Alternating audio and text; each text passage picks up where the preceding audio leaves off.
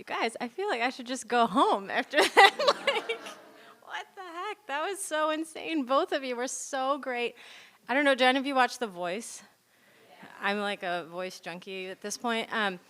And you know the face that Pharrell gets sometimes when like someone's just like really blowing his mind and he just looks at him, he's like that's how I felt. I was sitting like, what is happening in front of my face right now? Both of you are so amazing. And I'm really thrilled to be here this weekend with you guys. And I honestly, I have to say, I didn't really know what I was walking into. And it's been such an honor to work with these amazingly talented writers since I've been here. And it's been really overwhelming to see kind of the role that the Loft has within the community and all of the things that they offer. So, I mean, I know you guys already know it, but you're so lucky to have it. And, you know, awesome to Sherry for all the work that you do. And thank you so much for bringing me here. So, I'm going to read a short section from my novel, The Book of Unknown Americans. The novel has like 11 different narrators, and one of the narrators is a 16-year-old boy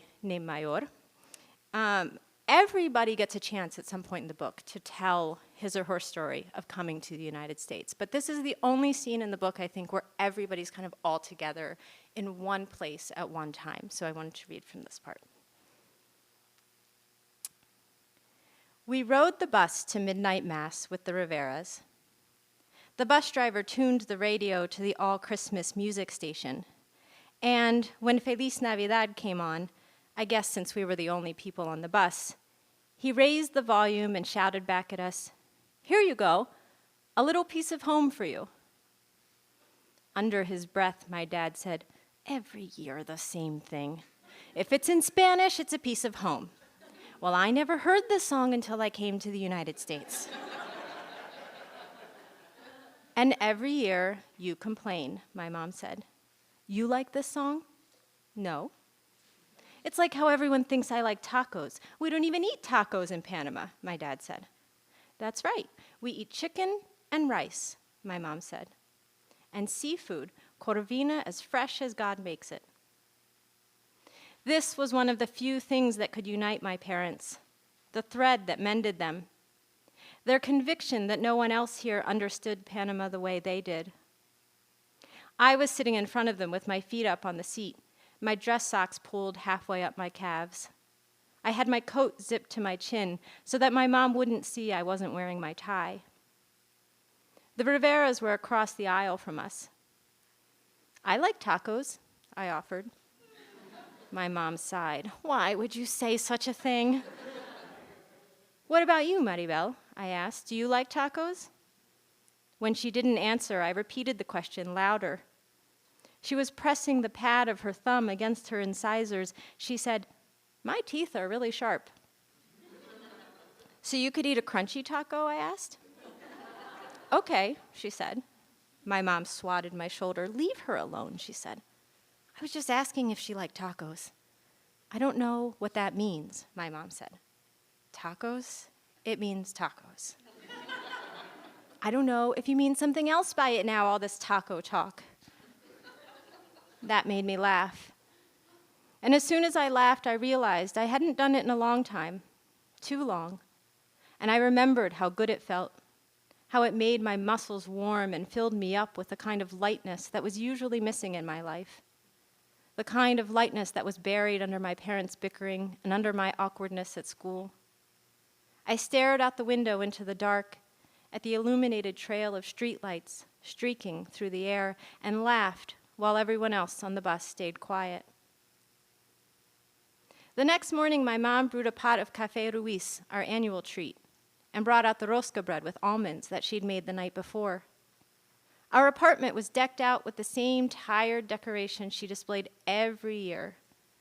Angel figurines on the end tables, a crocheted snowman cozy that slid over the extra roll of toilet paper in the bathroom, a dried wreath with a red velvet bow, a porcelain nativity scene on the floor. We hadn't gotten a tree, and, as threatened, I didn't get any presents. Enrique didn't exactly get a mountain of stuff either, unless a 4-pack of deodorant and a new Gillette razor along with a bunch of replacement blades counted. Besides him, the only person who got a gift was my mom, and it was nothing more than a lousy set of shampoo and conditioner that my dad swore he bought at the salon, even though anyone could see from the sticker on the back that he'd gotten it from the clearance shelf at Kohl's. My mom placed the set on the coffee table. None of us mentioned the sticker. My mom called my tia Gloria, only to learn that my aunt had finally decided to file for a divorce from my tío Esteban. News that sent my mom into a low-level state of shock, not because she hadn't seen it coming, but because of her adamant objection to divorce, anyone's divorce. But by the time the receiver was back on the latch, my mom was on a high from talking to her sister at all, which always cheered her, at least for the short term, until the cheer was displaced by missing her again.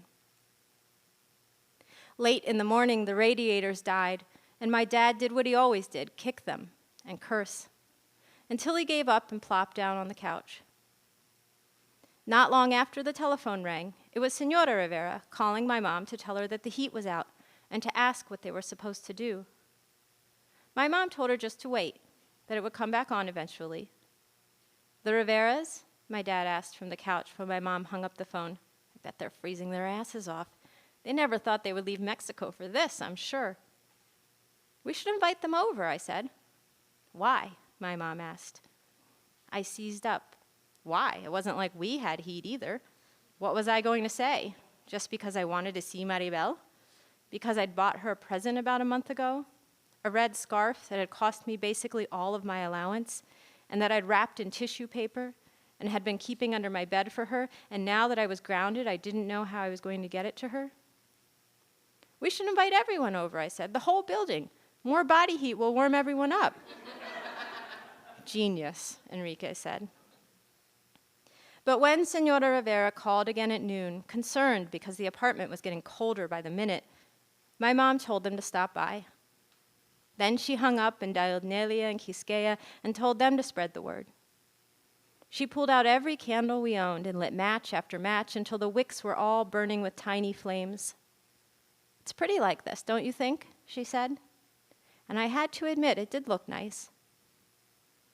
Before she could brew another pot of coffee, people were knocking on our door, wishing us Merry Christmas and gripping bottles of rum in their gloved hands. Everyone kept their coats and hats on.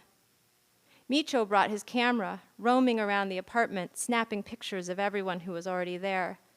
Benny flashing the peace sign. Nelia sitting cross-legged on the couch, nursing a beer that my dad had given her. Quisqueya sitting next to her, pretending like she wasn't interested in having her photo taken. When the Riveras showed up, Micho bunched the three of them together in front of our door and made them pose while he snapped a shot. Not long after, Jose Mercado and his wife Inez showed up, her gripping his elbow while he hobbled with his walker. Gustavo had to work, Benny told my dad, even though my dad hadn't asked. Movie theater might be the only place that's open on Christmas Day. Hollywood doesn't believe in God, my dad said. Benny laughed. But God sure believes in Hollywood. Have you seen those women? Megan Fox? And the mouth on Angelina Jolie? God is in the details, man. My dad raised his beer. Salud. Despicable, Quisqueya said. The radiators didn't kick back on until late that night.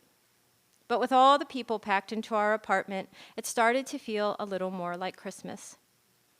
Everyone shivering and laughing and drinking and talking. When we ran out of coffee, my mom mixed up huge pots of hot cocoa that she made from heavy cream and some chocolate bars she'd found in the back of a cabinet and melted down. Señor Rivera asked if she had cinnamon sticks to put in the cups to make it Mexican style, and my mom found a jar of powdered cinnamon that she sprinkled into the pot. Are you happy now? She joked. It always has to be the Mexican way. Mexico, Mexico, as if the rest of us don't exist. Viva Mexico, Micho shouted from the corner of the room. Mexico, Señor Rivera said. Panama, my dad said. Presente, my mom said, and everyone laughed. Nicaragua, Benny shouted. Presente. Puerto Rico, Jose said. Presente, Inez and Nelia chimed at the same time. Venezuela, shouted Quisqueya. Presente. Paraguay, said Fito. Presente. Then Feliz Navidad came on the radio. This goddamn song again, my dad said. Oh, come on, my mom said. She started singing along and swishing her hips while my dad eyed her skeptically. What, she said, you don't want to dance with me? Fine. Benny, ven. And Benny took my mom by the hand, spinning her around. Inez and Jose joined in, Jose leaning on his walker while he rocked back and forth, and Micho pulled Nelia up off the couch into a twirl. Almost everyone in the room started singing along, and eventually my dad put his drink down and cut in on Benny and my mom, sliding his arm around her waist. Now this is more like it, my dad yelled above the noise. This is like the Christmases I knew. Thank you.